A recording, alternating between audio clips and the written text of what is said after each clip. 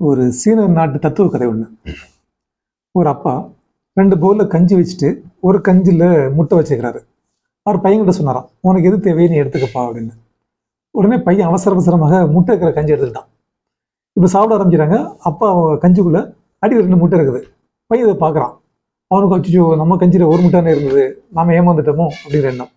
உடனே அப்பா சிரிச்சுட்டே சொன்னாராம், கண்டால் பார்க்குற எல்லாத்தையும் நம்பக்கூடாது, அதான் பார்க்குற எல்லாத்தையும் நம்பக்கூடாது, அந்த மாதிரி சொல்லி கொடுக்குறாரு. மறுநாளும் அதே மாதிரி 2 பவுல், 2 1 முட்டை இருக்கு, 1 முட்டை இல்லை. இப்போ சொல்றாரு, உனக்கு எது தேவையை எடுத்துக்கோ. பையன் டக்குன்னு முட்டில கஞ்சி எடுத்துக்கிறான். நேற்று அவன் பார்த்துக்கிறான் இல்லையா, முட்டில கஞ்சி இன்னைக்கு எடுத்து சாப்பிட ஆரம்பிக்கிறான். என்ன ஒரு ஆச்சரியம், அதுக்கு கஞ்சி முட்டையே இல்லை. அவன் டிசப்பாயின்டான்.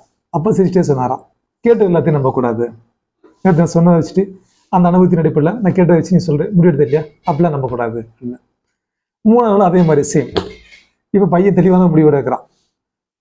என்னோட நல்லது கெட்டது நீங்கள் தான் ரொம்ப அக்கறை உள்ள மனிதர். உங்களுக்கு என்னை பற்றி நல்லா தெரியும்.